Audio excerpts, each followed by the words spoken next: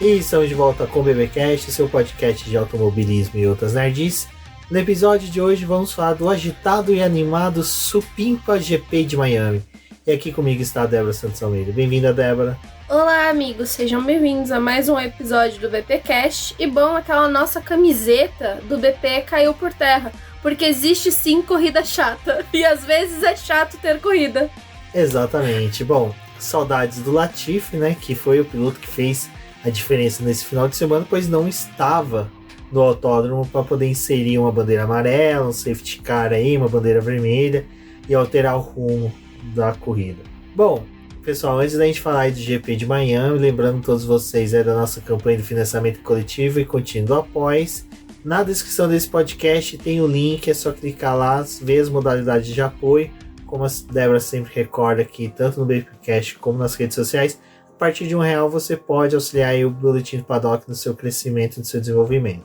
E também aproveitem para conhecer a nossa lojinha, que lá você vai encontrar alguns produtos relacionados ao automobilismo e a gente também promete colocar novas estampas por lá. Então vão acompanhando o nosso trabalho, essa também é uma forma de auxiliar o BP. E outra coisa importante que também vocês podem ajudar aqui na manutenção do nosso trabalho é quando você for realizar qualquer compra na Amazon, independente do departamento, utilizar o nosso link que está sempre na descrição dos posts ou também, no nosso grupo ali para quem é apoiador. Você vai lá, faz as suas compras pelo nosso link, nenhum valor vai ser acrescentado à sua compra, mas o BP, por ser um parceiro da Amazon, acaba recebendo um valor. Isso acaba auxiliando na manutenção do nosso trabalho. Então não se esqueça, já salva aí o link da Amazon no seu navegador para que sempre que você for fazer alguma compra, você utilize ele. E para quem tem um aplicativo no celular e efetua as compras pelo celular, também é legal você ir lá e clicar no nosso link, que ele vai te direcionar para o aplicativo, mas de qualquer forma a sua compra vai valer para a gente. Exatamente. Pessoal, auxiliem o Boletim do Paddock através do link da Amazon, que não é só o Jeff Bezos que deve ir para a Fórmula 1, nós também podemos comparecer aí no Paddock e com o auxílio de vocês, quem sabe a gente possa entrevistar ele, né? O Elon Musk, fala, Elon Musk, vamos agilizar aí o Tesla no Brasil, porque seria interessante a gente ter vocês aqui, ou quem sabe incentivar ele a entrar com a Tesla na Fórmula E. Ou incentivar ele a comprar um time de Fórmula 1 e destruir ele. Não disse qual! Exatamente.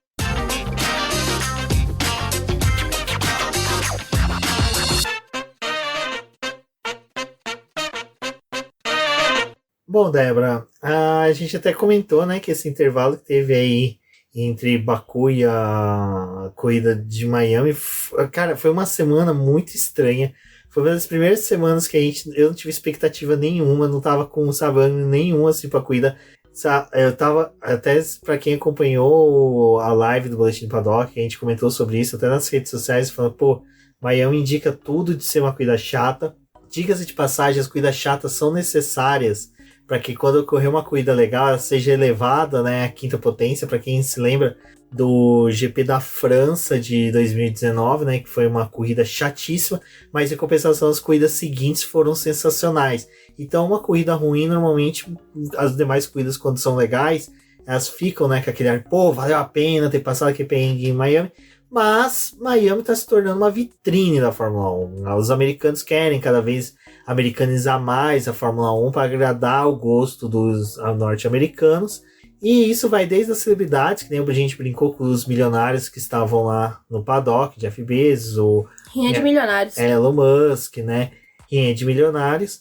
Então a gente também tem a galera que é os popstar que estavam lá, né? Mas antes aí da realização do GP, a gente teve o will.i.am, né, compositor, músico, para quem se lembra do Black Eyed Peas. Ele já estava presente na última etapa do GP de Baku. Não, Abu Dhabi, né, Débora? Não. Ai, gente. Arábia Saudita. Tem camelo, tem bomba caindo, tá em guerra com o Sudão, é tudo a mesma região. Teve até um episódio interessante. Baku, Azerbaijão e Arábia Saudita tá em guerra, então a diferença é só o posicionamento político que a FIA vai tomar. Bom, a gente teve um episódio que foi meio assim, né? Porque na Arábia Saudita teve aquela coisa do track walk, dos problemas, não sei o quê. E aí, tipo, teve alguns atrasos que aconteceram lá internos. E aí, depois, a Fórmula 1 tinha revelado, mas assim, ela revelou no rodapé da notinha, né, do site. O estagiário esqueceu de colocar, né? Esqueceu de dar a notícia, né, e foi lá e botou no rodapé que tinha acontecido alguns atrasos, porque o will.i.am estava lá na Arábia Saudita para poder filmar algumas imagens pro clipe dele. O clipe ainda não saiu, mas a música saiu, né, chama Fórmula. E The Fórmula, né? E ela saiu na semana. Criativo. Muito criativa. Ela saiu nessa semana aí, antes do GP de Miami. E aí, né, rolou umas conversas que parece que a Fórmula 1 entrou em contato com o will.i.am para futuramente ele produzir algumas músicas para a categoria, para que eles possam usar músicas diferentes de entrada em cada uma das etapas, mudar algumas coisas. Para quem viu a sprint, né, no Azerbaijão, já tinha uma musiquinha lá diferente, mas eu acredito que não seja dele, seja só tipo um tom diferente que a categoria quis dar pro fim de semana da sprint. Mas o Will lançou essa música e provavelmente o clipe deve sair nos próximos dias com imagens aí da pista e do que foi filmado. E é bem interessante, né, essa movimentação que tá acontecendo, não só de música, mas também agora em Miami teve novamente, né, a falação sobre o filme que o Brad Pitt tá filmando, em que ele é o protagonista, ele vai viver um piloto de Fórmula 1 que tinha se aposentado e vai ter que voltar para a categoria para cumprir outros desafios. Parece Kimi Raikkonen, não é mesmo? Não. Fernando Alonso. Não parece nem o Kimi Raikkonen nem o Fernando Alonso. Parece o roteiro do filme Alta Velocidade do Sylvester Stallone, aquela porcaria que é o melhor filme de automobilismo.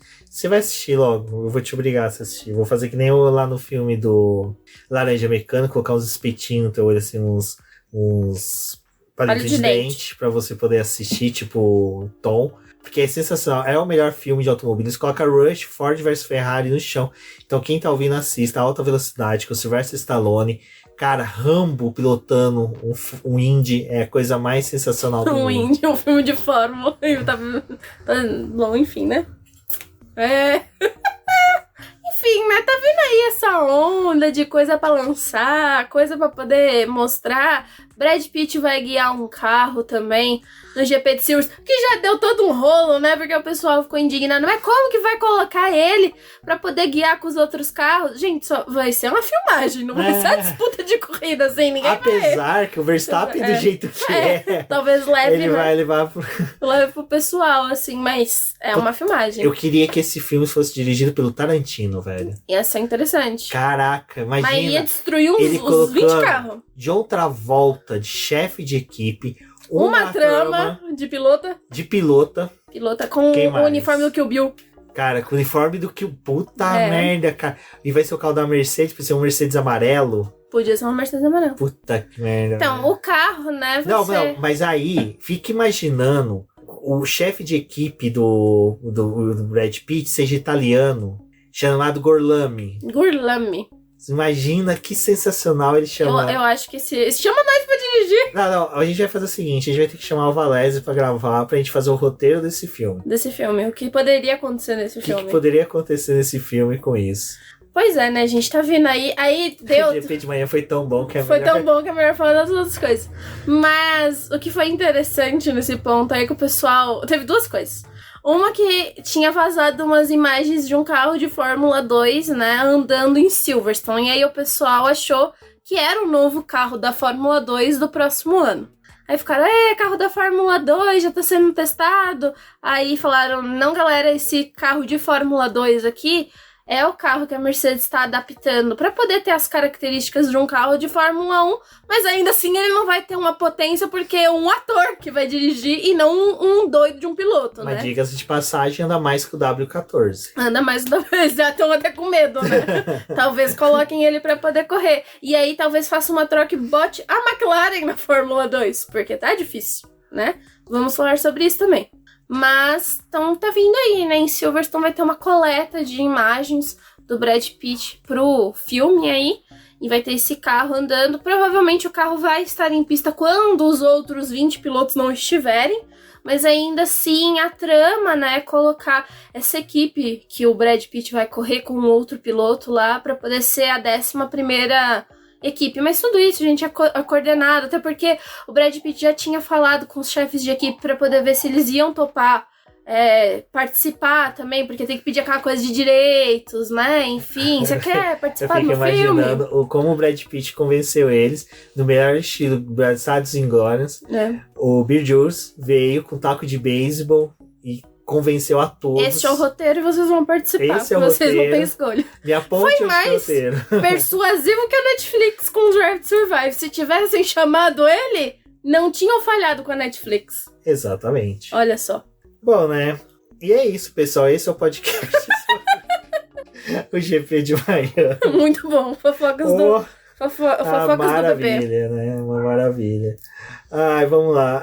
Só lembrando, antes que eu me esqueça, vai ter mais pra frente, antes da gente falar das corridas, não, graças a Deus foi uma só, que se fosse mais de uma, tava todo mundo em coma agora, por falta de oxigênio no cérebro. Aí eu vou trazer algumas perguntas que os ouvintes do BBcast, eu abri de supetão no meio da tarde de segunda, uma caixa de perguntas no nosso Instagram, foi uma coisa meio aleatória, eu pensei, deixa eu testar. Então, pro próximo BBcast, já saiba, acabando a corrida no Instagram do BP, eu vou abrir uma caixinha de perguntas pra vocês mandarem perguntas pra gente responder durante o BBcast. Pode mandar a pergunta que for, e acreditem, gente, pessoal que pegou bastante no pé aqui da McLaren, então até algumas são bem próximas, em que eu vou resumir em uma ou outra, mas foi bem legal a participação da galera, então desde já vou agradecer. Bom, Débora, aí tem a música do will.i.am, que, diga-se de passagem, eu não ouvi. Eu ouvi, muito boa. É muito boa. Assim, sou fã dele, né? Então eu tô esperando no GP do Brasil ele... Tom Jobim? Não, Débora, Tom Jobim já morreu. Só se eles ficam uma mesa branca lá no meio. Ué, vai saber. Baixar. Todo mundo quer o Senna? Não, Débora. Não. Agora você esqueceu o nome do músico, oh, meu Deus do céu. Lulu Santos. Não. Depois de 5 minutos, uma consulta no Google. Não, né, Sérgio Mendes, que eles já gravaram a música, né, no Black Eyed Peas com eles, mas que nada. Acho que seria legal, né, já no GP do Brasil, aproveitar essa parceria que já rolou entre o will.i.am e o Sérgio Mendes. Eles poderiam fazer, né, seria legal, né, mas que nada. Chama o Seu Jorge. Seu Jorge seria legal. Aí, a gente aproveitando aqueles ganchos de Tarantino, né? Seu Jorge gravou aquele vídeo com o Celton Mello, né? Das teorias tarantinescas. Seu Jorge podia ser um dos pilotos da equipe junto com o Brad Pitt, né? O segundo piloto brasileiro ali, representando... Nossa, Brad Pitt, ouça o BBcast, siga nossos conselhos. Eu vou ser sincero, todos que ouviram nosso conselho nunca perdeu um Oscar. Também não concorreram, mas também não perderam. Bom, Débora, e... Fim de semana foi voltado para os testes, a única tivesse que esquecer de avisar para a McLaren que domingo não era fazia parte, né, do final de semana de teste. Mas como não teve, né, praticamente não teve nada de treino livre no Baku. Agora a Pirelli também já apresentou novos compostos. A galerinha, vamos testar bastante em Miami, aproveitar que o asfalto estava novinho para poder gastar borracha. Não, novos compostos não. Novos compostos é porque 4 GPs, 5 GPs e teve um sprint, né? Você não tá tendo... Então, a Pirelli manteve, né, a mesma escolha que foi do ano passado para esse. O que mudou mesmo foi o recapeamento da pista, porque no ano passado tinha dado todo aquele problema de asfalto soltando, né? Tinha dado uns negócios lá que o pessoal não tava muito satisfeito. Aí resolveram refazer todo o asfalto do circuito. O que chamou muita atenção foi o fato deles usarem aquele asfalto que é mais escuro. Então ele, por ser preto, ele acaba absorvendo mais a temperatura. E isso acaba prejudicando um pouco o desempenho dos pneus, porque é mais difícil de você manter a temperatura deles, porque é mais fácil deles superaquecerem. Então tinha essas coisinhas, né, que você pega que poderia dar um acréscimo para a corrida, porém, tipo, não ajudou muito, a gente vai falar sobre isso também. Só que, como o Rubens falou, né, se no Azerbaijão não teve como você testar os carros, porque já tinha que preparar para o restante do fim de semana, agora eles tiveram 3 treinos livres, né, de 1 hora cada, para poder realmente avaliar os carros. Então eles deram muitas voltas com os pneus médios e duros para poder atestar a durabilidade deles para a corrida. Os macios também foram bem utilizados, principalmente no terceiro treino livre. O que se esperava que fosse tipo mais voltas de simulação de corrida, na realidade foi mais, mais voltas de simulação de classificação não aconteceu, foi mais de simulação de corrida. O problema mesmo é que parece que a McLaren pegou esses dados e achou que tava ok usar pneu macio na corrida. É triste. Que tristeza. Que tristeza. Não, eu errei. O negócio dos pneus novos, eu tava na minha cabeça que você tava dando risada no sábado, que tinha previsão de chuva. Tinha. E a Pirelli desenvolveu novos pneus de chuva. Foi. E não levou pra Miami. Não, vai ser estreado, né, o pneu azul, que não vai precisar da manta térmica para poder aquecer, que ele vai ter uma banda de rodagem melhor em Imola. Então eu fiquei na expectativa de que chovesse agora em Miami, entendeu? Pra gente poder dar um gostinho, assim, dos pneus velhos mesmo. Dos que já tá ali. Eu poderia ter sido dado emoção, né? Poderia. Mas assim, acho que mesmo que se chovesse, ia ser isso aí. Essa é uma procissão. Mas é uma coisa que o Reginaldo Leme falou, né? O Verstappen chegaria na liderança mais rápido. Não sei. Nivelaria um pouquinho ali, porque DRS não ia funcionar, né? Enfim. Acho que a grande questão é que a corrida, tipo, de Miami, ela é um circuito mais travado mesmo, né? Apesar de ter tido algumas ultrapassagens ali, é um circuito que não... Por mais que os fatores, tipo, como a pista tá quente, dos pneus, tipo, essas combinações, não contribuíram muito, porque parece que também as equipes e os pilotos, eles estão, de certa forma, guiando de uma mais conservadores, né? Fazendo uma tocada mais conservadora. Porque nessa corrida, alguns carros, sim, já estavam com atualizações. Outros iam deixar para Imola, né? Para poder já pegar ali na entrada, de fato, das corridas na Europa. Mas tem muita gente que tá tentando evitar o prejuízo para as equipes do tipo, a gente acabou de instalar uma peça que era para você fazer verificação e aí no final das contas você bate e aí vira, ao invés de ser uma peça nova, tem que se tornar uma peça de reposição e você fica com os dados comprometidos. Bom, assim como os astecas, né? Eu e a Débora hoje fomos comprar passagem de ônibus para viajar pro interior, para casa da minha mãe. A gente vai até a rodoviária comprar. Pra quem comprar por internet, né? Pagar taxa. Não vou pagar taxa de serviço, né? R$30, sendo que a gente já tava na rua, vai pagar só a passagem no metrô. Já basta pagar pra show. Exatamente. Bom, e no caminho, eu e a Débora sempre vai conversando as coisas, né? Então, uma coisa que até eu conversei com ela foi, pô, isso aqui eu quero trazer no BBcast, que eu quero perguntar pros ouvintes e saber se eles não tá tendo a mesma percepção que eu, principalmente a galera que acompanha muito mais tempo, porque as últimas gerações que chegaram na Fórmula 1 foi de pilotos que vieram realmente da base, certinho, tipo, focados na Fórmula 1.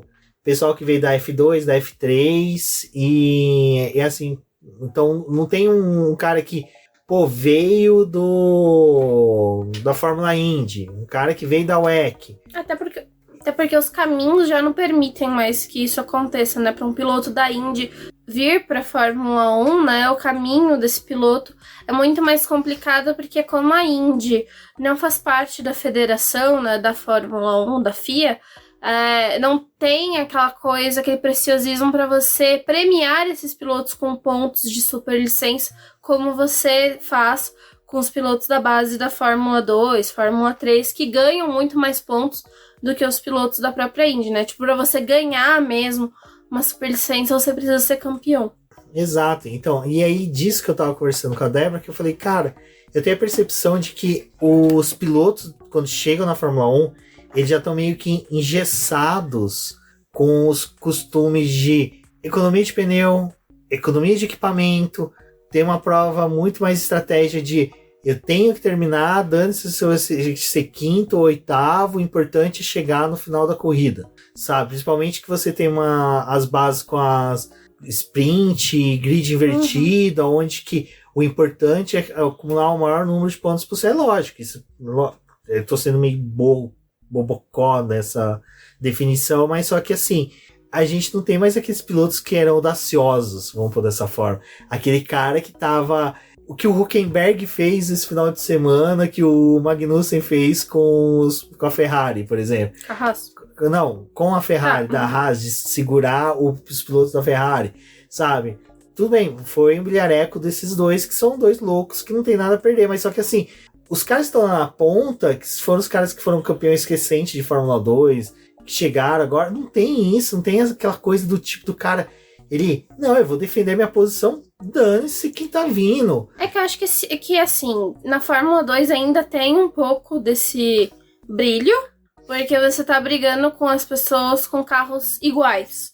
E aí, realmente, o que se sobressai é o teu talento, o teu controle, a forma como você lida com aquilo. Porém, a Fórmula 2 pra Fórmula 1 tem um ponto que eu acho que é o principal, né? É poupar equipamento e poupar pneu.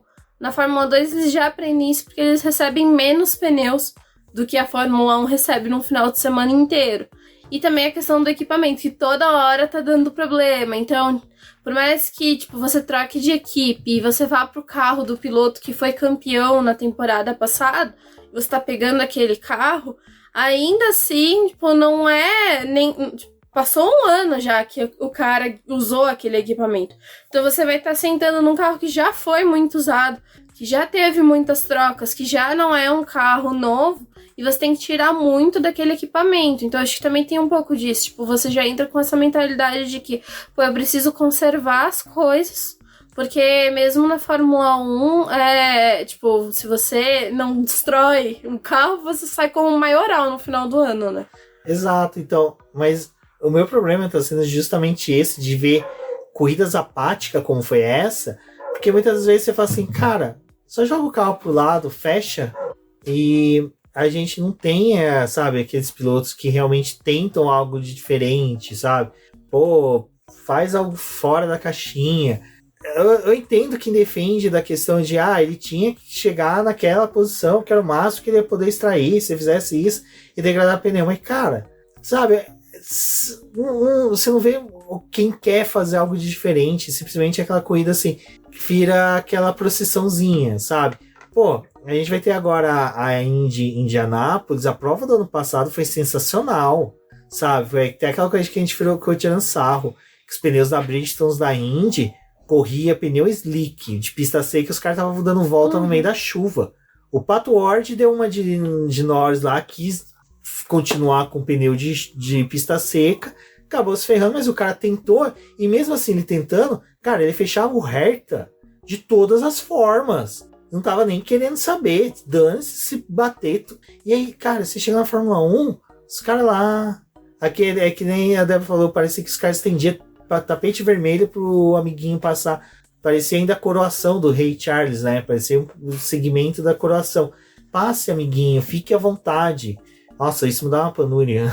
É que, sem zoeira, nesse ponto eu gostava muito das corridas dos anos 90, porque tinha corridas chatas, mas você tinha sempre uns malucos que tava com umas Jordans, umas Minardi da vida, que aquele era o momento do cara brilhar, aquele momento em que ele sabia que ele ia estar no take da TV, então ele, sabe, fechava o Schumacher, fechava o Montoya, fechava o Raikkonen, fechava todo mundo, ele não tava querendo saber.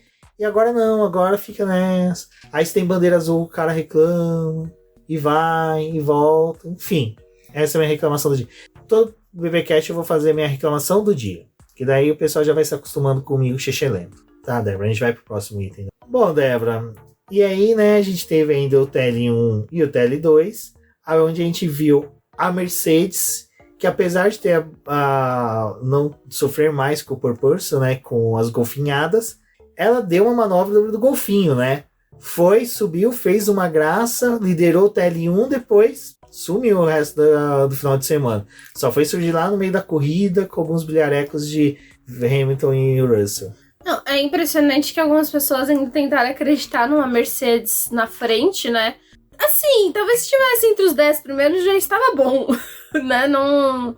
Estar lá na frente ia ser um pouco complicado para Mercedes. Eu tenho uma tese para isso, depois que você terminar eu falo. Mas esse primeiro treino livre era o momento de fazer algo desse tipo, porque você tinha, ainda uma pista que estava em construção de emborrachamento, em que o pessoal ainda estava tentando dosar o carro, e aconteceu deles liderarem, né? Mas ali já dava para poder ver uma certa dificuldade da Mercedes, porque os carros estavam ariscos, eles estavam errando também, não estava sendo aquelas voltas a mil maravilhas e o tempo decaiu muito conforme o fim de semana foi passando, né? Principalmente ali na classificação, a gente já viu quanto que os carros tinham tirado da própria sexta-feira.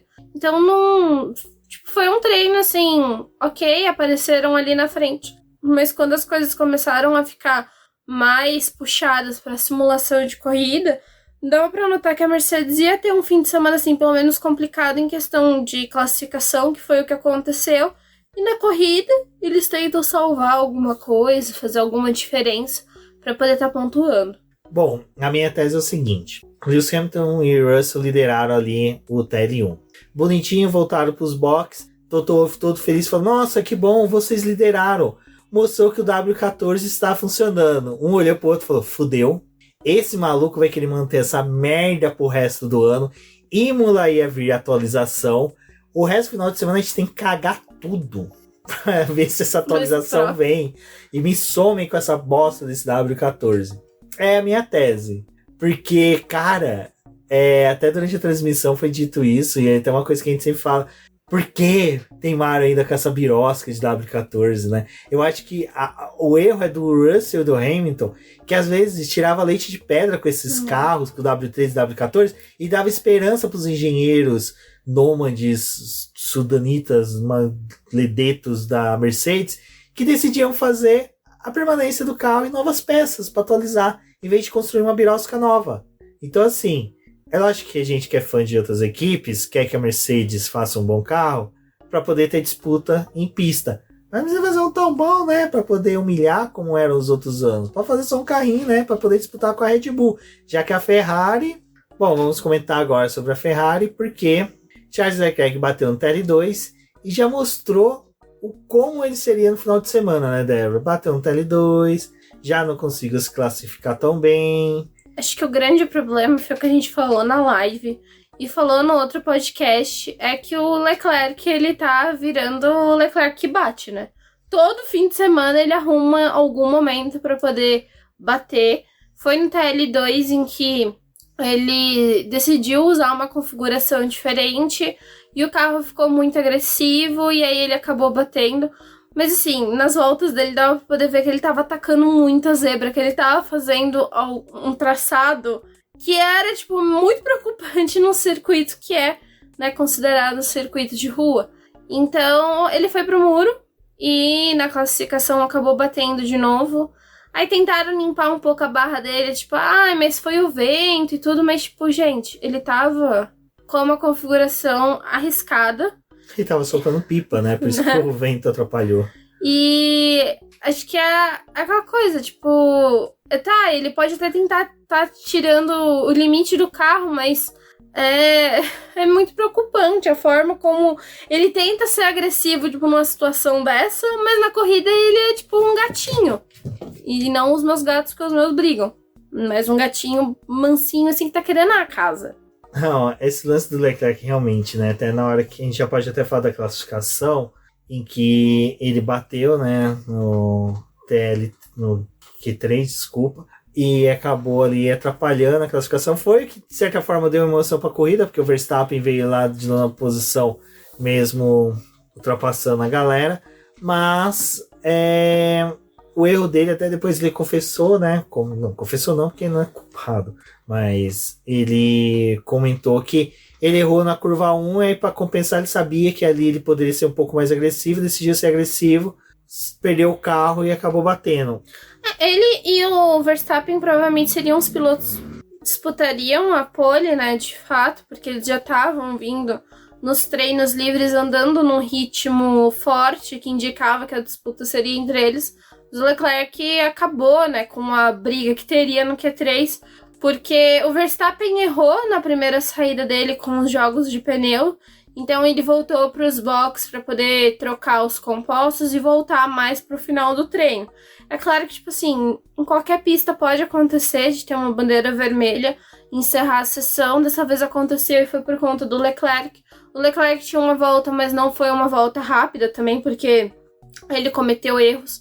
e ficou com o 7º lugar, e na outra saída era quando a gente ia ver talvez uma disputa pela pole, porque o Pérez em si, ele não tinha muita chance de disputar a pole. A briga dele, esse final de semana, deveria ser com o Carlos Sainz na classificação, porque a Ferrari e a Red Bull estavam misturadas. Mas, em disputa de pole, o Pérez, ele não era o favorito, porque ele já tinha falado durante o fim de semana que o carro dele não tava conseguindo se entender com nenhum dos pneus, porque ele tava tendo dificuldade para poder gerenciar a temperatura do pneu, porque a pista estava muito quente. E andando com o pneu macio, ele tava sofrendo muito mais, porque o pneu macio ele é muito mais delicado. E nesse sentido foi que até ele falou, né, que a pole caiu no colo dele, então ele não se sentia tão à vontade na questão de ter conquistado a pole. Bom, voltando para a classificação, né, Débora? Teve o erro do Leclerc, que deu a pole para o Pérez. O Verstappen vinha numa boa volta, acabou perdendo a volta. Mas você citou, né, a questão do Leclerc ter chegado ali ao Q3 e não ter rendido, poderia, com aquela volta que ele acabou batendo. Mas sobre o Q3 a gente pode falar, né, que Valtteri Bottas, esse sentiu a leite de pedra. Que levou uma Alfa Romeo pro Q3 ali na base da unha. E olha que a Alfa Romeo nesse final de semana não tava tão boa. Ele realmente foi aquele caso... Aproveitou um momento, né? Surgiu uma oportunidade e ele conseguiu colocar essa volta. Mas a Alfa Romeo, que a gente falou, né? Ela tá meio sumida. O desempenho dela tá muito crítico. Eles não conseguem também manter um rendimento em corrida. Então, por mais que o Bottas tenha ido ao Q3, ele não foi um dos pilotos que esteve no top 10 para poder pontuar, mas tirou muito do carro na classificação. Então, tipo, foi aquele leão de treino, né, de novo. Uma pena pro Bottas é que não deu nem para ele disputar uma volta ali, tipo, uma posição melhor, porque a batida do Leclerc também afetou ele. E como ele, tipo, era o carro mais devagar em si, em pista, ele ficou atrás do Verstappen. Bom, foi poupado de uma ultrapassagem, né? Então, disso não pode reclamar. E... a gente tem que falar da McLaren mesmo, sabe? Vamos falar, né? É a cota do desespero do BBcast. McLaren que novamente foi de Americanas, né? Nas Américas, porque triste fim aí da equipe papaya. Vai lá, monta toda uma estrutura bonitona, leva o Bruno Senna, chama...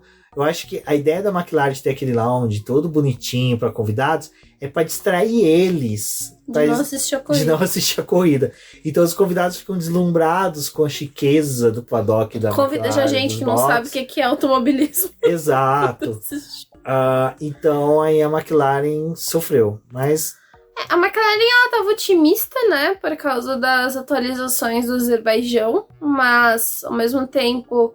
chegando em Miami, as características da pista impediam que o tijolo andasse, né? Porque retas muito longas, tipo, não tinha muito que esse carro funcionar. O tijolo... realmente, né? Tem a cor de tijolo.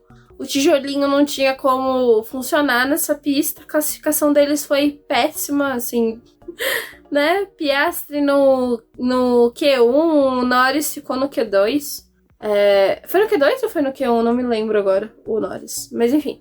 Foi uma classificação bem ruim para eles. E tá nessa luta, né? A McLaren tentando trazer atualizações, tá tentando mudar o carro.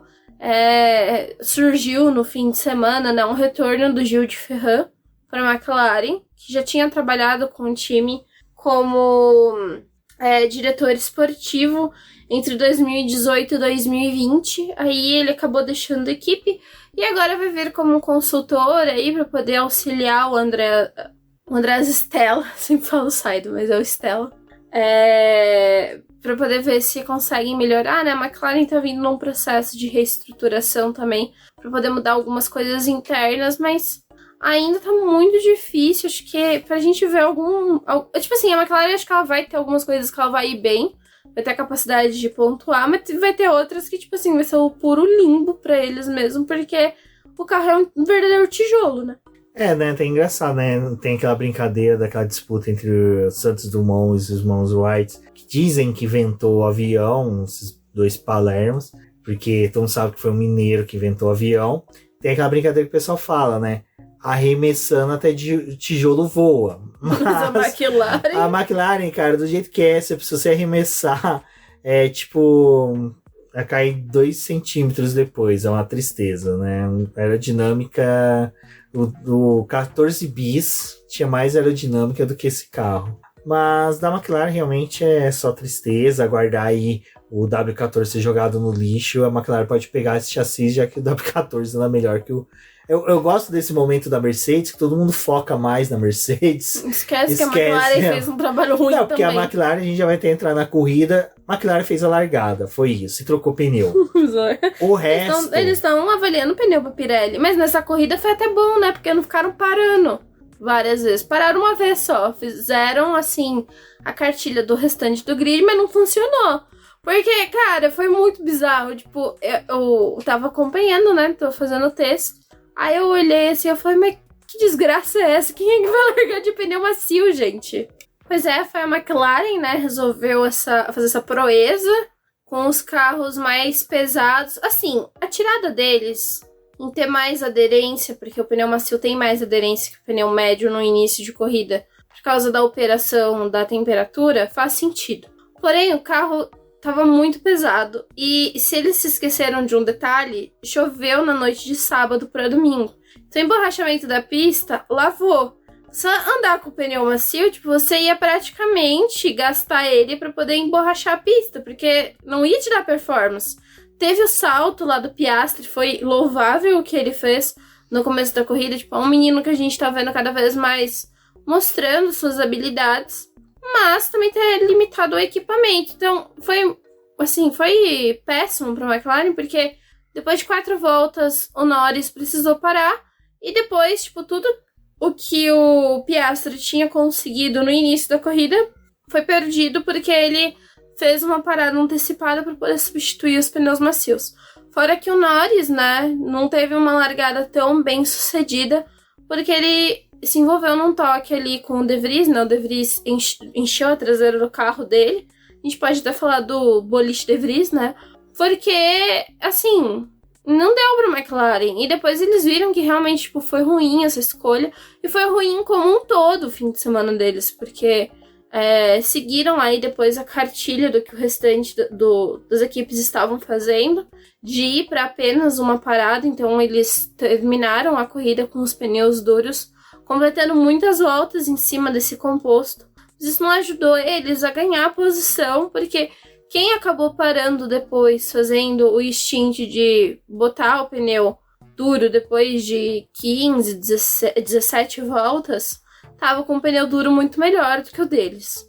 E para quem largou de duro e usou os médios no final, também não tinha como eles competirem, porque o pneu deles já tinha ido pro saco. Então, assim, foi uma estratégia horrível da McLaren. Tipo assim, por mais que eles não tivessem muita chance de realmente pontuar nessa corrida, porque eles iam depender de abandonos, e foi uma corrida que não teve abandonos, ainda assim, o trabalho que eles fizeram, assim, foi muito porco. Eu não vou comentar.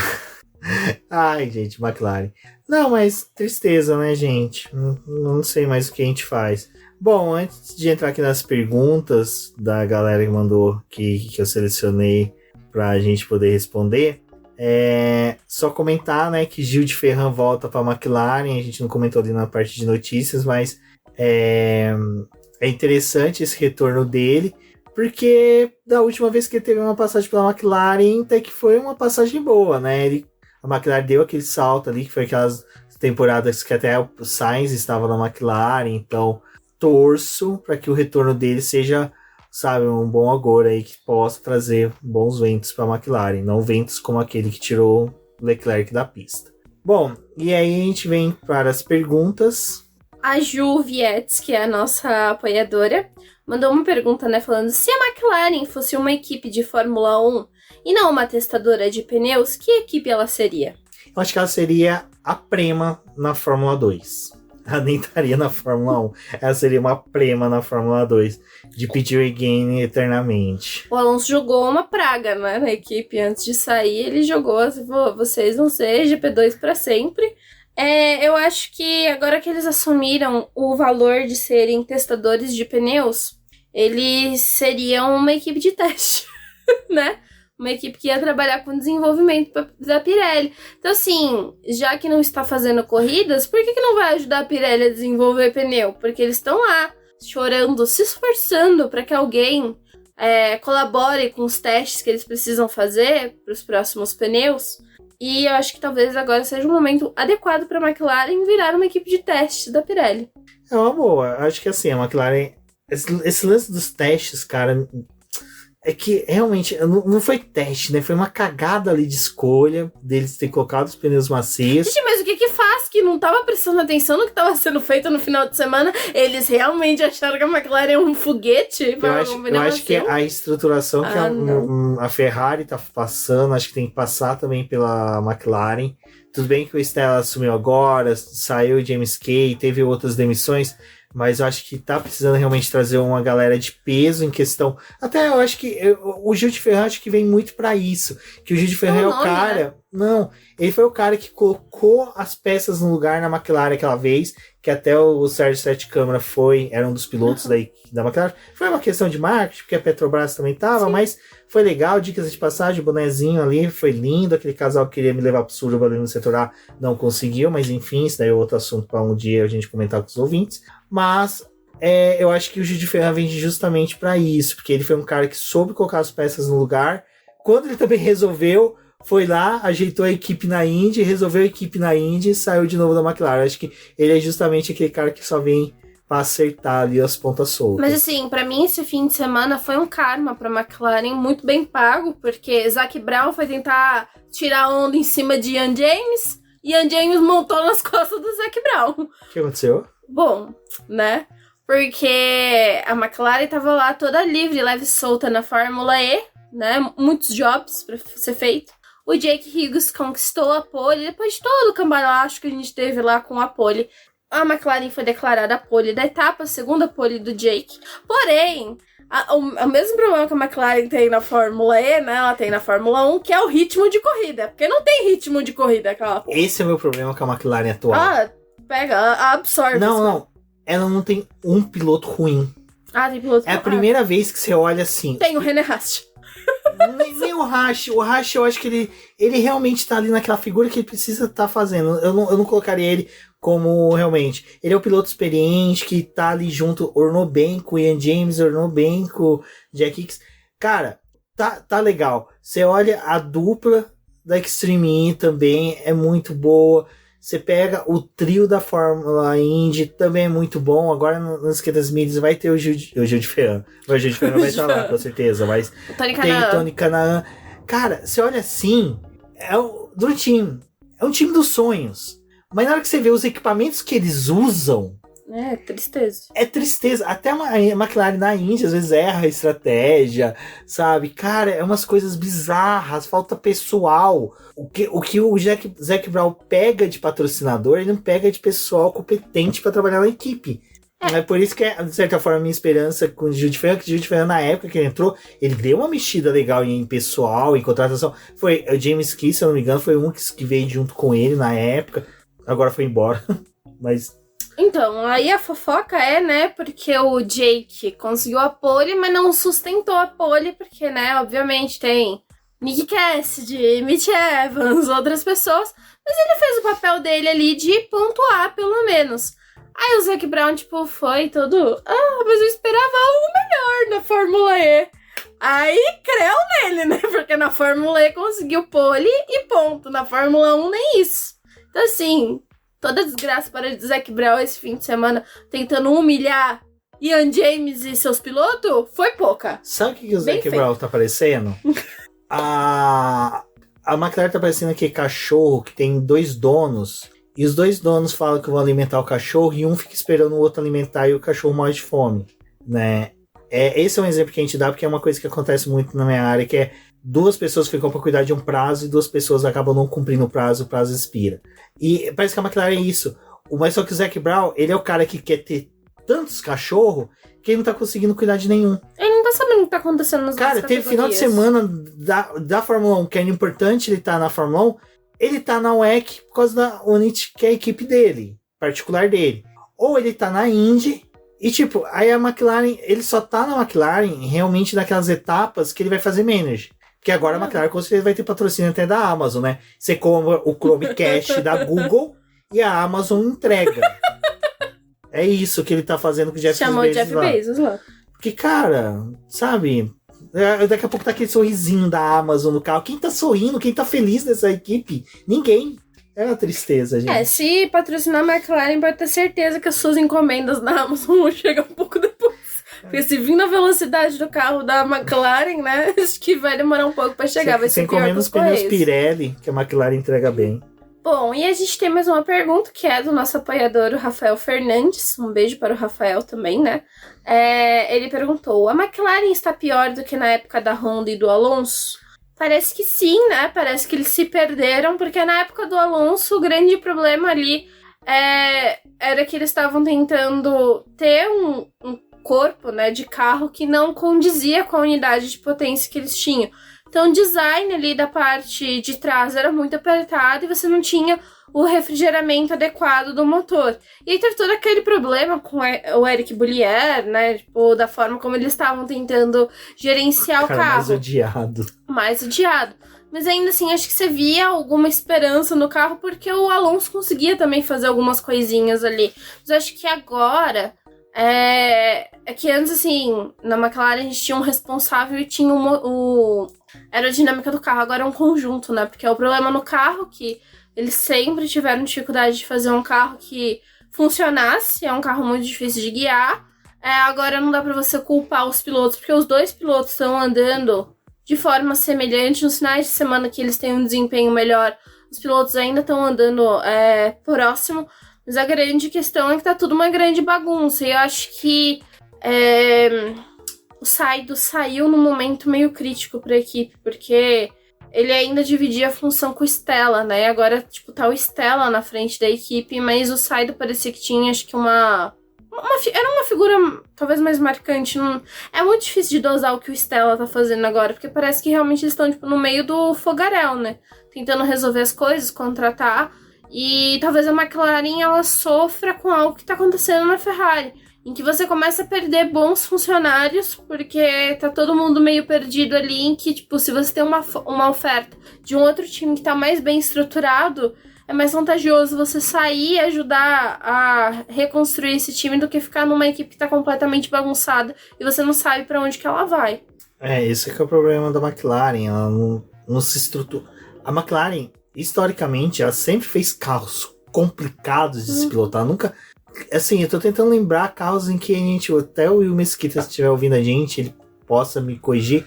De lembrar, eu acho que no máximo 2006, 2007, 2008, eu tô puxando na memória os carros mais recentes que a McLaren fez, que eram fáceis de guiar. Talvez ali 2018... Não, vai dizer... 18, 19 e 20 talvez tenha sido um carro um pouco melhor para se guiar. O mais recente ainda, mas só que mesmo assim era carro que até o piloto pegar a mão já tinha ido quase metade do campeonato, sabe? Então, assim, é uma coisa que a equipe tem, é uma falha, mas que o meu problema maior simplesmente eu achava muito legal no começo esse lado do Zac Brown, do Maynard, que ia atrás de patrocínio, que estava tentando fazer a McLaren se destacar em vários lugares, mas só que agora tá tudo perdido, porque, é que nem a Débora falou, na Fórmula E não consegue bons resultados. Na Indy tem as manobras de golfinho. Tem hora que o Pato vai lá, faz uma excelente corrida, o Rosenquist, coitado, por largar no meio do merdeiro, às vezes não consegue um bom resultado. O Palou é o cara que ainda chegou agora na equipe, tá tentando buscar resultado, é um excelente piloto, mas que ainda tá sabe, fica realmente nesse fogo cruzado, de não conseguir bons resultados com o excelente time que tem. Assim, a McLaren, pela estrutura que ela tem, os times ainda conseguem se conversar, né? Você consegue ter um contato da Fórmula E com a Fórmula 1, tipo, porque são estruturas que, de certa forma, elas se conversam, porque na Fórmula E você está usando um carro elétrico, mas na Fórmula 1 também tem a parte elétrica do carro, então tem algumas coisas que você consegue trocar em tecnologia. E a McLaren fabricou, né, as baterias por muito tempo, então você tem um know-how ali de funcionários que podem ser utilizados. Exatamente, e a McLaren na Fórmula E em si, ela pegou a estrutura da Mercedes, que é uma estrutura muito boa. Foi de um time que ganhou 2 campeonatos, tipo, enquanto De Vries ganhou. De Vries, o Van Dorn, que foi escorraçado pela McLaren, ganhou também pela Mercedes. Então, eu acho que tem essa coisa, tipo assim, os times ainda até têm uma forma de se conversar, mas o quanto que isso tá funcionando pra todo mundo, né? E aí é realmente, tipo, o Zac Brown, acho que ele fica meio, tipo, cara, a gente tá em tantas categorias que não tem como ele, de fato, acompanhar a fundo, porque ele não é uma pessoa, tipo, ele não é um jornalista. Ele não é uma pessoa que tá, tipo, tentando acompanhar as categorias. Ele é um manager, o trabalho dele é meio que, tipo, conseguir patrocínio, ajudar as equipes a crescerem dessa forma. Mas não tem como ele estar presente em absolutamente tudo. E aí você também tem que confiar nos seus chefes de equipe. Só que aí parece que, de certa forma, ele também tá, tipo, perdendo a mão, assim, de, criticar a Fórmula E, sendo que, cara, não é culpa deles o que tá acontecendo, sabe? E sou defensor do Ian. Não, e agora não é momento da Fórmula E, mas pra quem é McLarista e acompanha a Fórmula 1, a McLaren teve a opção de escolher o melhor unidade de potência. Ela foi pra uma das piores, que é da Nissan. Nissan que tá mais tendo dificuldade para gerenciar o carro. Como você tem a opção de escolher o fornecedor e você vai pra pior, sabe? É isso que eu acho que é o ridículo do que foi da escolha da McLaren. Nem é o René Rasch, o René Rasch ainda, até, o cara conversou comigo, o cara é gente fina, brother, mas, cara, é ridículo. Então, agora voltando, Rafão, a situação hoje é pior, é bem pior, porque antes a gente tinha no que focar, que era o problema, que era o motor. São múltiplos. Hoje, você tem muita coisa que é pior e o motor, tecnicamente, é o melhor. É o melhor. E estão querendo perder a unidade de potência da Mercedes, né? É outra besteira que estão querendo fazer, mas... Nossa, cara. Vamos deixar aí, né? Não é, McLaren. Bom, mas vamos lá. Tem mais uma pergunta aqui do Rafão, né? Que ele é bem legal, que é uma coisa que a gente viu no final de semana, que é o fato da Haas ter melhorado o ritmo de corrida já acende o alerta da equipe mãe Ferrari. Eu vou dizer que acende, mas no seguinte sentido. Os engenheiros, quem desenvolveu esse carro da Haas, está trabalhando dentro de Maranello. A Haas agora ela tem uma estrutura com a Ferrari. Exato. E qual que é o alerta que aponta? O chassi da Ferrari é bom. O que está faltando ali realmente é aqueles acertos finos. O que eu tô vendo é isso. Ou por que eu digo isso? O Sainz é um cara que faz um acerto fino muito bom de carro. Ele correu bem para esse final de semana. Mas, assim, tá faltando um corpo técnico junto com os pilotos, sabe? Aquela coisa deles se comunicarem bem. Você viu até ali no final da corrida, até o Jafone comentou, né? Que aparentava que o Carlos Sainz estava falando, nossa, teu carro também estava saindo de traseira. Sabe? Tem piloto que gosta, tem piloto que não gosta. O Sainz é uma coisa que ele comentou na época da McLaren. E o carro da McLaren, quando ele teve aquela questão que teve que acertar a suspensão traseira, ela corrigiu e a dianteira ficou mais bamba, para ele foi bom, porque ele não sentia tão ruim com o carro. Agora na Ferrari ele sente ruim. Então a Ferrari hoje, esse alerta que acende para ela é o seguinte, a Haas está desenvolvendo o carro dentro da nossa fábrica e deu pau na gente no final de semana, porque o Magnussen deu um X no Leclerc. Cara, aquilo ali é pros mecânicos da Ferrari, na hora que o Leclerc levasse o carro pros boxes, arrancar o escudo da Ferrari do carro, falando, mano, você não é piloto Ferrari. Como é que você não toma um X de um Magnussen? Não, o Leclerc ele ficou praticamente 37 voltas, né, até ele conseguir passar o Magnussen, porque na própria estratégia da Ferrari, quando o Magnussen fez a parada, o Leclerc ficou em pista, então ele tava praticamente de cara pro vento, né, quando tirou o Magnussen. E ele já não tinha pneu, mas ele também não conseguiu dar, voltas para poder tomar uma distância do Magnussen. E a Ferrari faz a parada e ele volta atrás do Magnussen. Mas assim, com muitos segundos de diferença, que o Leclerc ainda teve que tirar pra chegar no Magnussen. E ainda ficou mais um século lá. E esse é o problema, que daí a pessoa fala, ele tava com o pneu ruim.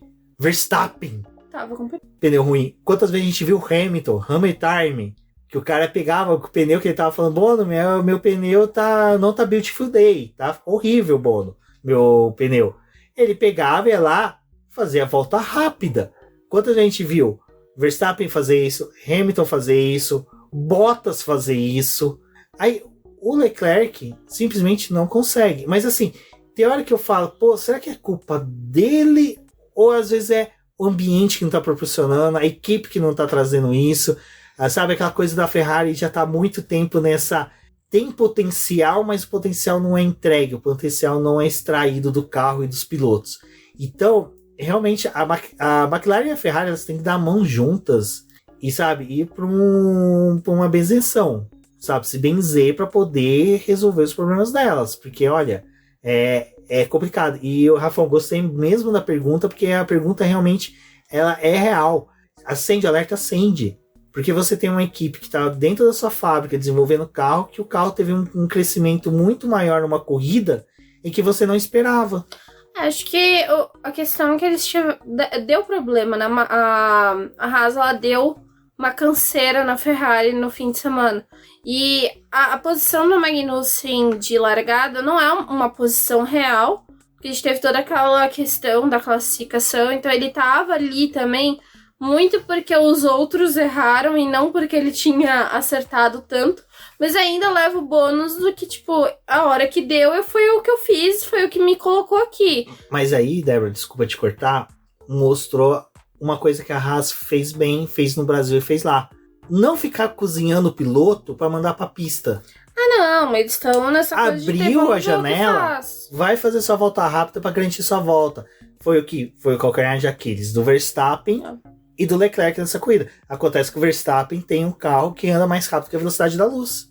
E eu acho que, assim, por estarem com o mesmo tipo de motor, também equilibra um pouco a disputa. A gente sabia que o Magnussen ia cair em performance, ele não ia conseguir manter aquela posição que ele estava na largada, o quarto lugar. Ele era até um risco, de certa forma, ali, porque era um carro muito mais lento do que os outros. Mas ele deu muito trabalho pro Leclerc. O Leclerc simplesmente não conseguia passar. E o Leclerc ficou preso ali naquele trenzinho, né? Também estava sendo ameaçado. Então, foi uma corrida dura. Mas eu acho que é importante, assim, porque eles estão trabalhando juntos, né? A Haas pegou algumas pessoas também da Ferrari ali para poder ajudar. Enquanto a Alfa Romeo distanciou completamente da Ferrari, a Haas fez o inverso, ela tentou se aproximar mais da Ferrari e consumir algumas coisas do time italiano. Então eu acho que é importante dar uma olhada na Haas. A Haas não vai estar brigando nas primeiras posições, mas o que ela tá conseguindo tirar de melhor ali do carro pode servir também, até para base de estudo da própria Ferrari. Exatamente. Na próxima etapa, o carro da Haas será pintado de vermelho e vai correr nos boxes da Ferrari. Bom, e temos mais uma pergunta aqui do Pedro Carvalho, também apoiador do BP. Muito obrigado aqui pela sua presença. Falando que se a gente acredita que a Mercedes pode dar trabalho para a Red Bull ainda esse ano. Acho que para esse ano não, porque... No máximo o GP do Brasil, daquele jeito assim. A Red Bull, ela tá com um carro muito à frente de todo mundo, né? Ela tem um carro monstruoso. Então, tipo, pra alguém chegar no nível da Red Bull, você teria que realmente estar no momento da Fórmula 1. Teto? Não só estourar o teto, mas eu acho que, tipo, teria que ser aquele momento da Fórmula 1 que você pode simplesmente pegar teu carro, jogar no lixo e fazer outro. Que era quando você não tinha os tetos orçamentários, né? Você poderia, sim, esperar que uma Mercedes... dane-se. Vamos fazer um outro carro, tipo, W14B... Vim com um carro completamente modificado na próxima etapa, quando voltasse para a Europa. E aí sim, talvez tivesse alguma chance de disputar alguma coisa com a Red Bull. Mas a Red Bull, ela tá muito na frente. E eu acho que a grande questão é que a Red Bull, ela chegou num ponto em que ela só tem que desenvolver o carro, tipo, pra frente. Ela não tem o que corrigir, de certa forma. Enquanto a Mercedes, ela tem que corrigir, então ela já tá um passo atrás. Porque ela não tá desenvolvendo o carro em si, ela tá corrigindo problemas. E a mesma coisa acontece com a Ferrari, que também tá precisando arrumar o problema com o desenvolvimento dos pneus, com o desgaste que eles estão tendo, que é o mesmo problema que tá tendo na WEC. Então, tipo, é um problema da Ferrari. Da forma como a Ferrari faz a merda do carro dela. O ritmo de corrida também é a mesma coisa. Compartilhando Fórmula 1 24 horas de demais vai ser uma tristeza pra Ferrari. Isso é lindo. E a gente ainda tem o Grid, que assim como o Leclerc, adora bater o carro. Olha só, que loucura. Então eu acho que tem tudo isso, sabe? Apesar que foi o calado da última vez que ferrou com tudo, né? Não. Foi o calado que bateu os 50. Não, calado do 51. Ah, é? É que ele fica tão quieto durante as corridas que eu nem marco quem ele é. Não, 50 também. Mas eu queria pedir licença pro Pedro e trocar aqui uma questão. Na questão dele trocar um sujeito aqui. No lugar do... Acredito que a Mercedes pode dar trabalho para... Eu vou trocar a Red Bull para Aston Martin. Talvez. Porque é o seguinte. Ali é 2 contra 1. É Russell e Hamilton contra Alonso. Stroll não é desfazendo dele. Stroll é aquilo que a gente vê esse final de semana. Tem corrida que ele vai ser muito bom. Aquele cara que a gente vai bater palma. Vai ter corrida que ele vai ficar num resultado pífio. Certo? Vai ter o Alonso puxando o saco do filho do chefe? Vai. Nossa, ele tá fazendo uma ultrapassagem. Alonso assistiu ultrapassagem do telão. Isso é um cara foda. O cara tá tranquilo, né? O cara tá tranquilão, velho. Cara, se a Taylor Swift tivesse... Não, isso a gente vai comentar daqui a pouco. Se a Taylor Swift estivesse na arquibancada, ele via ela em todas as passagens. Via em todas as passagens. Eu tenho certeza que esse cara, quando os fãs gritam, ele escuta, ele tá prestando atenção. Então ele já deve ter ouvido eu chamar de gostoso umas 10 vezes em Interlagos. Ele gosta. Ele gosta. Ele gosta. Então, eu acho que a Aston Martin é que tem que ficar com um pouco pulga atrás da orelha, porque a Mercedes agora vem com uma suspensão que é mais ou menos inspirada na dela, né? Porque provavelmente a Aston Martin falou assim: Mercedes, constrói aqui ó, um pouquinho mais parecido com isso, que essa daqui é a minha suspensão. Não, tô brincando, realmente deve ter essa troca, porque a suspensão meio que interligada com o câmbio, é uma coisa meio louca a Fórmula 1. Então, Pedro, eu acho que é isso, acho que realmente é mais a Aston Martin se preocupar com a Mercedes, né? Mas também tem que ver o que vai surgir de Imola, né? Porque também a Mercedes pode apresentar atualizações que piorem o carro, a gente já viu muito isso na Fórmula 1, uma atualização que regrida o carro. É que a atualização Regrida, vem tá certo, né? e você nem sempre consegue extrair o máximo dela, né? Então você ainda precisa, tipo, fazer o ajuste fino da atualização. Então, mesmo que venha uma mudança, como está sendo prevista para Imola e para as próximas corridas, que vão ser outras peças que vão ir atualizando o carro, pode ser que esse desempenho ainda não seja completamente destravado, porque vai demorar um tempo para eles entenderem como que o carro está funcionando. Bom, e a gente tem a última pergunta aqui, que é do Felipe Silva, que é também apoiador do Boletim Paddock, chefe, dono e proprietário do portal Calendário da Fórmula 1. Um abraço, Felipe, esteve com a gente lá no setor A, ele e o irmão dele, foram gente finas pra caramba com a gente lá. O irmão dele é um piadista, um cara sensacional. Felipe, eu até peço desculpa, eu esqueci o nome do seu irmão, porque lá na hora ele tava bebendo, se abraçando, aquela loucura de setor A, mas mande um efusivo abraço a ele. Ele pergunta quando a punição da Red Bull chega. A punição aqui, eu acredito que ele esteja falando da questão do teto orçamentário. Eu e a Débora aqui, no momento que a gente tem que pausar, porque tá tendo muito passagem aqui no carro, a gente deu uma debatida sobre isso, só pra gente não se prolongar muito, que já tá com mais de 1 hora de podcast, mas, Felipe, eu acho que a gente nem vai perceber essa punição, cara. Esse carro da Red Bull tá tão à frente, que se eles parar agora, fechar a fábrica e só voltar na Bélgica, pronto, não muda, não vai mudar o cenário, sabe? Eu acho que tá tão assim, é lógico, a disputa entre os dois pilotos tá legal, tá bacana, porque realmente tá tendo, né, algo que, pô, por mais que seja ali que foi um balde de água fria, aquela chegada e ultrapassagem do Verstappen sobre o Pérez, mesmo assim, cara, foi o único momento que a gente teve emoção, que a gente ficou acompanhando ali o tempo, pensou que o Pérez não ia mostrar resistência, acabou mostrando, foi legal, foi uma disputa bacana, foi legal, mas assim, da punição, cara, da perda ali de uso do túnel de vento, tudo mais. É que por mais que o desenvolvimento agora pare, né, que eles precisem fazer alguma coisa de tipo, vamos parar com o carro agora, vamos pensar para o próximo ano, já foi, né, no meio do ano vai mudar de novo as regras do desenvolvimento. A Red Bull ainda tá na frente. É claro que tá tendo todo aquele debate, né? Porque parece que mais equipes furaram o teto orçamentário esse ano. Então, gostariam... Virou a festa do caqui, né? Gostariam de saber... Orçamento secreto do Bolsonaro. Eles querem saber agora, tipo, o mais cedo possível para que as punições sejam aplicadas da melhor forma, mas não vai fazer diferença, porque é uma punição que... Se você sentiria ela, seria em 3 anos. E a gente tá falando de adversários que estão precisando corrigir o carro para esse ano e a gente ainda não sabe a dificuldade que eles vão enfrentar no próximo ano. Então, a Red Bull já construiu um carro muito bom. em cima da irregularidade do orçamento, do teto orçamentário? Sim, aconteceu. E agora, tipo, é muito difícil de você ver eles sendo alcançados de uma forma muito rápida, porque realmente as equipes elas precisam mudar os seus carros. Só que mesmo para uma Mercedes, para uma Ferrari mudar o carro completamente para o próximo ano, ainda assim eles estão limitados por um valor. Então, tipo, se eles quebraram ou não quebraram, né? A gente vai descobrir nos próximos meses. Mas se não quebraram, eles ainda estão nessa dificuldade de precisar gerenciar um carro, né? Tem as suas dificuldades e limitações, então, enfim, né? Acho que a Red Bull a gente não vai ver ela pagar por isso muito cedo. Então eu acho que realmente aí, Felipe, não vamos ver uma decrescente da Red Bull na pista para que as outras equipes possam chegar.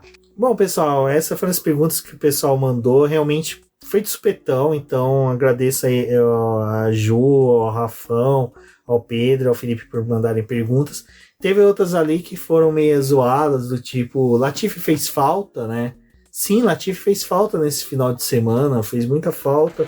E outras perguntas que realmente aí ficaram bem misturadas com a pauta, mas no demais, obrigado. E quem puder, mande mais perguntas, vai ser legal a gente construir. E como foi dito, os apoiadores vão ter os nomes mencionados. E se você quer ter o nome mencionado, quer participar dos bate-papos, e até muito que foi dito aqui foi algo que trouxe dentro do grupo de acionistas ali do Boletim Paddock, seja um apoiador do BP, que isso auxilia bastante até na construção do BP Cash. Bom, Débora, seguindo aqui na corrida, já finalizando, porque não teve muita coisa, né? A gente teve os 2 carros da Alpine nos pontos, mas também foi naquele sofrido, né? Diga-se de passagem. Teve desempenho bom, mas foi aquela coisa do tipo... Assim, eu não vi evolução. E assim, no momento até que mesmo que o CEO da Alpine tá dando muitas críticas, né? Porque não tá vendo muita evolução, tá vendo muita vantagem de se manter aqui. O prazo de voltar a vencer que eles tinham colocado, acho que foi pro espaço, né? Tiveram um ânimo no ano passado, mas nesse ano o carro realmente não foi tudo isso. Os pilotos estão tendo dificuldade, os carros estão tendo dificuldade de se manter nos pontos. Aqui nesse fim de semana é o que a gente disse, né? A McLaren não tava ali para poder pontuar e a Alpine também se aproveitou um pouco disso. E tá todo mundo muito próximo, mas eu acho que a Alpine, o assunto dela é um pouco mais delicado, porque o carro realmente tem suas dificuldades, seus problemas. É um carro que acho que vai dar muito trabalho para esses 2 pilotos aí, se a Alpine ainda for arriscar em questão de desenvolvimento. Bom, Débora, acho que um desempenho, assim, um destaque, na verdade, falando melhor, que a gente pode dar nessa corrida foi o trabalho do Sainz, que mesmo ali o o Leclerc conseguindo chegar atrás do Sainz, o Sainz correu muito bem, fez uma excelente corrida, que realmente era o que o carro da Ferrari poderia entregar, mas ele conseguiu disputar posições, né? Ele conseguiu disputar ali para poder ele com o Ocon, depois até mesmo com o Alonso, e também o próprio desempenho do Alonso, que foi assim excepcional. Eu acho que realmente o Alonso ele tá numa das melhores fases, porque o Alonso é tipo Lua, né? Ele tem várias fases divididas aí na carreira, e essa é uma fase excepcional, como a Débora falou. Good vibe, já virou o tiozão das plantas, cheira orquídea, né? Cheira planta de plástico, para ver se é de plástico mesmo. Faz que nem eu, que fico regando planta de plástico da casa da minha avó por quase 10 anos, até descobrir que era de plástico. Mas Fernando Alonso e Sainz realmente aí foram os espanhóis. São os espanhóis que deram destaque na corrida. Eles já foram destaque na classificação, né? Se aproveitaram também dos erros ali do Verstappen e do Leclerc para estar entre os 3 primeiros colocados. A gente já sabia da dificuldade também da Ferrari de gerenciar pneu, então foi uma corrida sofrida para a Ferrari nesse sentido. Mas o Alonso, de novo, né? Ele viu uma oportunidade de estar ali no pódio e ele abraçou. Foi para isso que ele foi correr e conseguiu mais um 3º lugar. Então a gente teve outra dobradinha da Red Bull, mas também teve mais uma repetição de um 3º lugar pro Fernando Alonso. E em 5 corridas ele já teve em 4 pódios. Então é um marco muito grande, né, nesse ano da Aston Martin e do próprio piloto. Eu acho que foi uma boa prova, assim, deles. O Sainz também perdeu a posição pro Russell, né? Então a gente viu aí uma corrida em que ele não teve mais o que fazer, porque também foi ultrapassado pelo Russell. Mas eu acho que nesse sentido a Mercedes também trabalhou bem em questão de estratégia, porque isso possibilitou, né, que o Russell ganhasse posição e terminasse à frente. Mas acho que os três fizeram uma prova assim, interessante, pelo menos teve algum duelo, uma mexida durante a corrida entre eles. E o Alonso, cara, eu acho que é um ano muito bom dele, assim, tipo, compensa muito. Tá acompanhando a categoria, porque por mais que estejam as coisas, tipo, muito monótonas lá na frente, o Alonso tá dando essa animada, né? Porque quando ele tem a chance de estar no pódio, ele tá abraçando. Bom, e agora falar dos 2 primeiros colocados, em que Pérez largou na pole. Dizem, tá aquela coisa meio estranha, porque uma galera aí foi ver realmente o board do Pérez, onde o pode ouvir os rádios, e parece que realmente o Pérez não ficou tão no escuro como aparentou, mas ele ainda ficou sem algumas informações pela equipe sobre o Verstappen. Mas de qualquer forma não é algo que prejudicou a corrida dele, porque o próprio Pérez durante o final de semana inteirinha falou, né, que não estava acertando, a Débora ressaltou isso agora há pouco, e a pole caiu no colo dele. É um daqueles poucos casos que realmente a gente pode usar esse termo, porque eu não sou muito fã de falar que a vitória, a pole caiu no colo do piloto, porque sempre tem uma construção a partir dele, mas nesse o próprio Pérez falou isso, né? Não, nesse caso realmente caiu, né, não tinha... Ele tava ali no melhor lugar, fez o que tinha que fazer. Então, também teve a questão da estratégia, né? Que foi algo que eu ressaltei no texto hoje lá no BP, comentando sobre o que aconteceu na corrida. É que o Pérez, ele largou numa estratégia que era normal pro que tava ali pros primeiros colocados. Que seria iniciar com os pneus médios e avançar para os pneus duros. O Verstappen, por estar no 9º lugar, a Red Bull, apesar de saber que ele tinha um carro muito rápido, que mesmo com o pneu médio ele renderia para estar nas primeiras posições, eles fizeram a estratégia inversa. Então ele largou com os pneus duros e garantiram os pneus médios para o final da corrida. Com isso ele teve mais aderência no final da prova, mas ele também tinha uma performance mais veloz, porque o pneu médio ele é muito mais rápido do que um pneu duro. E isso acabou colocando a corrida do Pérez em xeque, né? Porque não tinha como o Pérez bater o Verstappen usando pneus duros que já estavam degradados com os pneus médios dele. E para o Pérez não compensava fazer uma outra parada, porque ele de fato não ia chegar no Verstappen. Então a vitória do Verstappen também era meio que algo certo, a partir do momento que a Red Bull optou por fazer uma estratégia diferente. E meio que anulou, assim, tipo, a briga deles em pista. Porque se eles tivessem numa estratégia mais semelhante, o desempenho dos pneus estaria mais próximo. Ainda assim, o Verstappen provavelmente estaria rendendo mais, porque o carro dele, no fim de semana, já tinha se mostrado muito melhor e ele estava gerenciando o pneu melhor do que o Pérez. Mas a estratégia inversa colocou o Verstappen para poder vencer a corrida de fato, não tinha muito o que fazer, mas a Red Bull conseguiu salvar uma dobradinha. Bom, a gente ainda tem mais 3 tópicos aqui na pauta, vai ser bem rápido, mas tão rápido quanto vai ser esse final agora. Não tá sendo rápido De Vries, né? Que, diga-se de passagem, parece que realmente o time dele vir pra Fórmula 1 se perdeu quando ele foi pra Fórmula E. Não tô falando que a Fórmula E estragou ele de forma alguma, porque ele teve uma temporada excepcional e teve uma horrível. E agora na Fórmula 1 tá tendo uma temporada totalmente horrível. O Tsunoda é o cara que tá sendo destaque. A gente viu o Tsunoda correndo muito bem, sabe? Conseguindo ali um bom resultado com esse carro, que também da AlphaTauri não é um dos melhores. Tá sendo regular.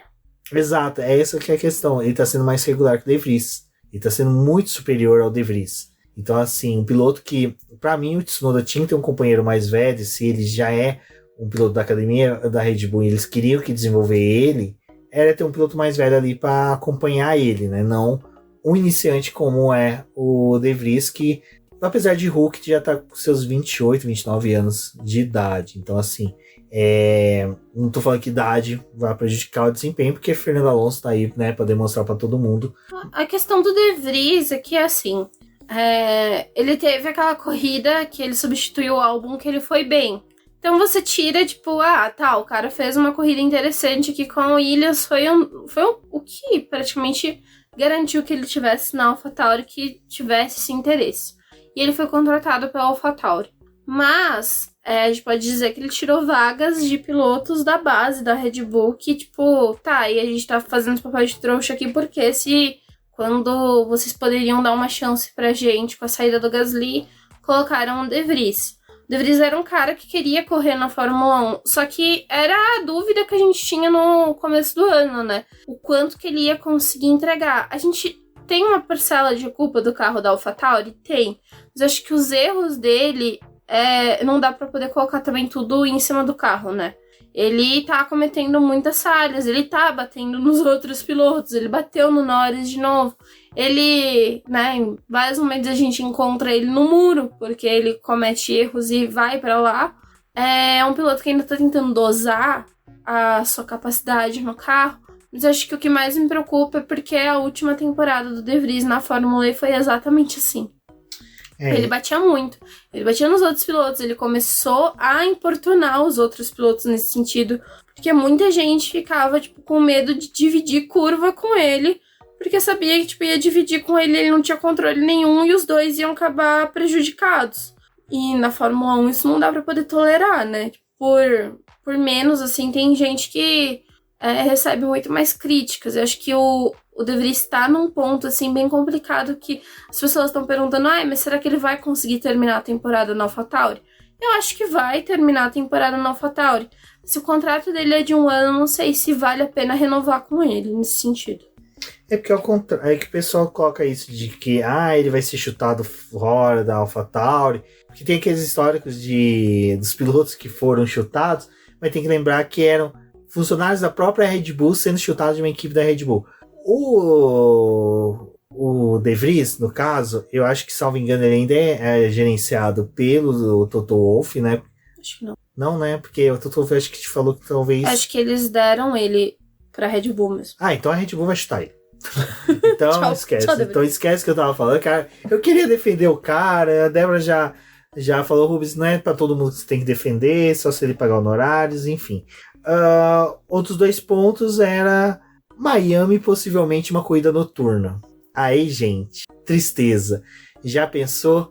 Começando fantástico e começar GP de Miami, né? Aquela alegria. Tá passando os cavalinhos ali do Campeonato Brasileiro, né?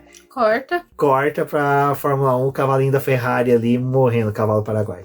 Mas existe essa possibilidade, estão estudando isso, né? Os organizadores de Miami jogaram no ar aí a possibilidade da corrida ser uma corrida noturna.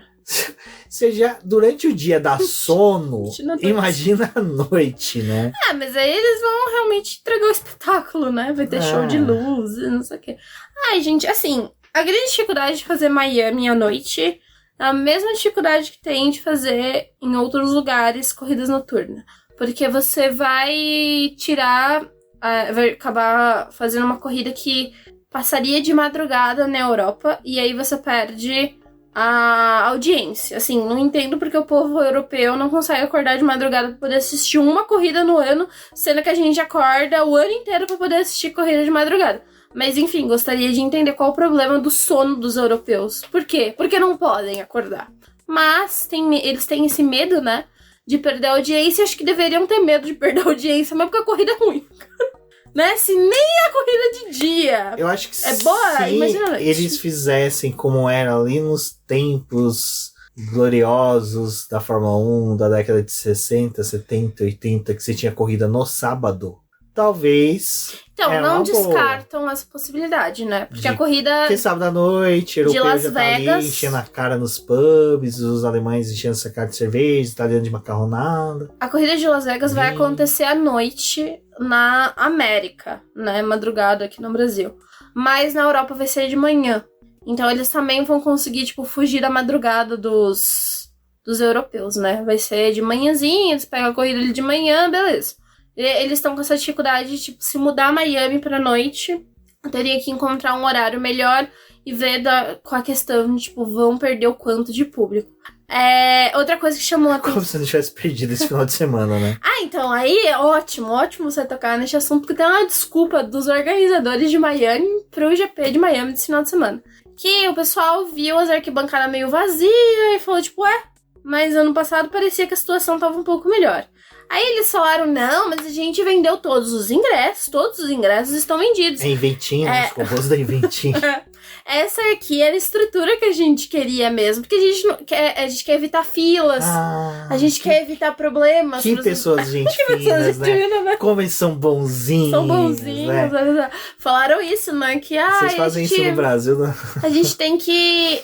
O nosso objetivo é ano após ano ir aumentando o público. E aí entra naquela outra coisa, né? Que o americano, ele não gosta de ser trouxa, né? Mas são, muitas vezes são. Mas assim, é muito caro o GP de Miami. Tem uma estrutura, mas é muito caro. E a estrutura que tem muito é pro pessoal que é VIP, não é pro pessoal que comprou o ingresso da arquibancada. E aí a Fórmula 1, ela se aproveitou daquela coisa de tipo, nossa, olha que bela estrutura que os outros campeonatos dos Estados Unidos fazem. Vamos fazer um show também? Fizeram.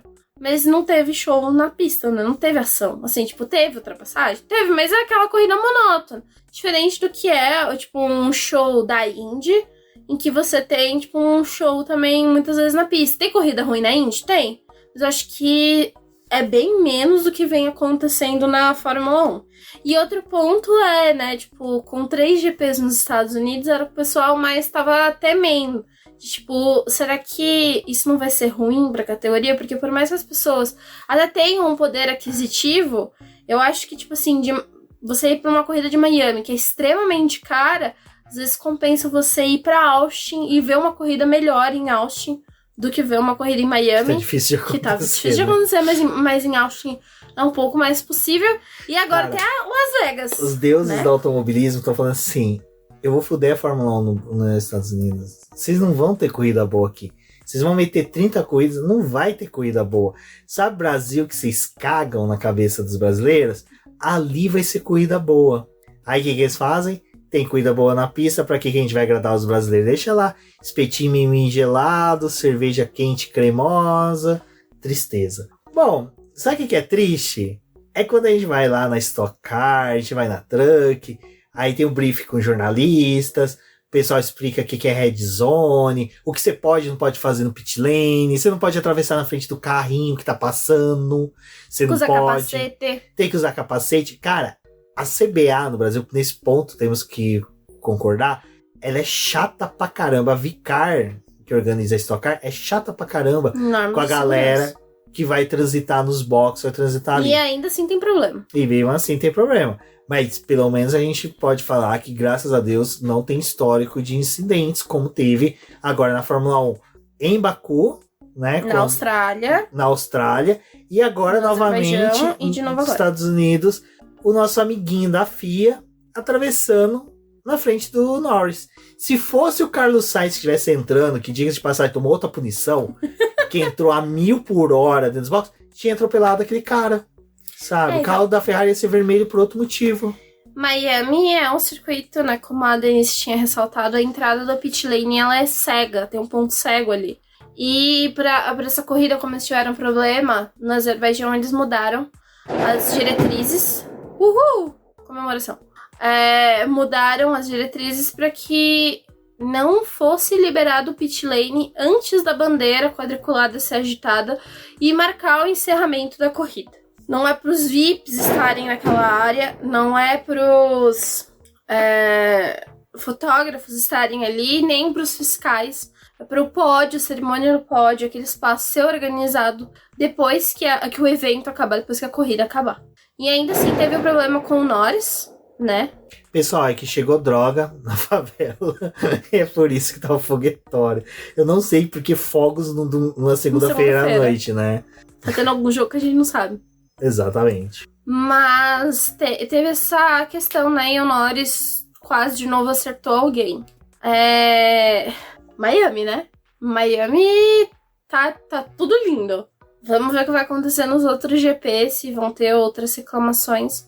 Mas é uma norma de segurança e é interessante Que, tipo, até então eles não tinham pensado, né? Que, tipo, realmente aquilo ali era uma coisa de segurança. Porque esperaram acontecer tudo o que aconteceu pra falarem, mas aí ninguém tem muito. Assim, as equipes não têm muita mania de trocar pneu na última volta. Tá, você pode não ter, mas pode ter um carro que tem problema e resolve não ficar na pista pra poder não atrapalhar a invasão, todas essas coisas. E aí vai e acontece isso de novo, né? Então tem uma nova mudança, aconteceu isso em Miami, vamos ver como é que vai ser para as próximas corridas. Eu vou ser sincero, só vai ter alguma coisa mais efetiva quando alguém se machucar feio.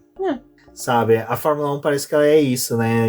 Tá berrando, sabe? O departamento vai dar merda, tá lá gritando. Esses fogos de artifício é do departamento que vai dar merda, avisando, vai dar merda, vai dar merda. E a Fórmula 1, não, deixa, que é isso, não vai dar merda não. Mas enfim, amigos, obrigado a todos que eu vi. Não, a gente tem que vai dar nota pro GP, Débora? Eu gostei, o Massinha desaposentado soltou essa no Twitter, foram as melhores, né? Nota, e teve uma seguidora dele que comentou, nota de repúdio. Nota de repúdio. Eu comentei nota dó mesmo, dó. Eu acho que assim, eu vou ser sincero, eu não vou dar 0, porque Hamilton, Alonso, Verstappen, Pérez e Sainz fizeram a corrida ser legal. Até o Magnussen brigando com o Leclerc fez a corrida ter aqueles momentos. Sabe aqueles momentos que, cara, é sério, tinha hora que eu tava assim, eu acho que eu vou sair pra pegar alguma coisa pra comer, pra beber. Aí tinha esses brilharecos. Aí eu voltava e falava, não, vou aguardar. Aí repente, não tá acontecendo nada. Vou levantar. Não, dá. Então assim, de certa forma, teve uma coisa ou outra. A gente fala que é corrida chata, mas assim, podia ser melhor? Poderia. Faltou um Latifi? Faltou um Latifi. Então, o Latifi usava o número 2, né? Na Fórmula 1, não, né? Não, o Sargent usa o 2. É o Sargent que usa o 2. Tadinho do Sargent, né? Coitado. Passou vergonha na frente da família. Imagina, o cara leva a família inteira. Vem assistir a corrida da Fórmula 1. A avó dele dormiu no meio da corrida. O tio ficou lá comendo pavê. Enfim, eu vou ser sincero, vou dar uma nota 4,5. Eu acho que 2, tá bom. 2 tá bom. Tá, pelo show que teve no começo. Não, aquela apresentação. Aquela entrada foi a única sensacional, coisa gente. Foi o puro suco do entretenimento. Você viu o comentário dos pilotos? Todos os pilotos odiaram. Porque, tipo assim, cara... É que eles não são isso, né? Eles não estão acostumados com isso. E assim, a Fórmula 1 tem toda uma... Como poderia dizer? Tem todo um processo antes de começar a corrida. Dos pilotos terem a concentração deles, eles terem aquele conversa com os engenheiros. E aquilo ali quebra. Então assim, cara, por mais que seja, são rituais que têm que ser preservados. A Fórmula 1 não é a Indy, que você está acostumado a ter um viking cantando um hino americano, sabe? Você não tem isso na Fórmula 1. Você tem os países que tem um hino, o pessoal fazia paradas, tudo, mas era uma coisa assim, rápida, sabe? Agora ali, o cerimonialista chamando os pilotos, nem sabia quem que era o piloto, nem sabia, sabe? Fazendo umas perguntas totalmente aleatórias para alguns e, tipo... Cara, aquelas team leaders ali, tipo, elas nem sabiam o que era. Tava tudo suco do caos. Então, pra mim foi 4,5, porque naquele momento eu senti um pouco de vergonha dos pilotos e foi da hora ver eles com aquela cara de o que eu tô fazendo aqui. É bom ver milionários sofrer um pouco de vergonha às vezes. Eu acho que talvez 2, assim. Um pelos momentos interessantes da corrida e um pelo entretenimento do começo. Tá ótimo. 2. Tá ótimo? Tá ok, então. E vale destaque que dos carrinhos que levaram os pilotos pro pódio, só um tinha o nome do Verstappen, ou seja, ele sabia que ele ia chegar no pódio, né? Os outros dois... Os adesivos que se dane. Bom, amigos, é isso. Muito obrigado a todos que ouviram até aqui, pessoal que mandou perguntas. Eu sou o BGP Neto, agradeço a todos, um forte abraço e até a próxima. Até a próxima.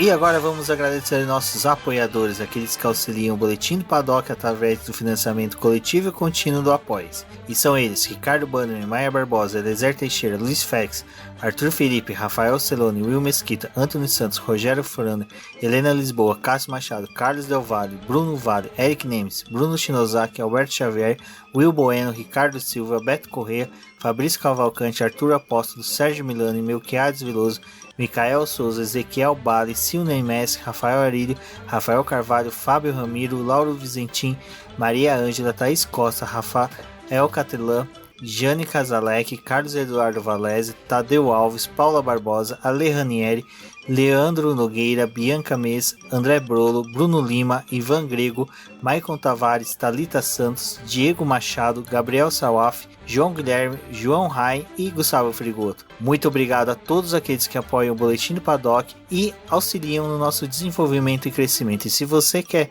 apoiar também o Boletim do Paddock, entre em contato com a gente através dos nossos perfis oficiais ou acesse o link apoia-se.com/Boletim do Paddock e lá você terá as opções de apoio ao Boletim do Paddock. Um forte abraço e obrigado. Isso é tudo, pessoal.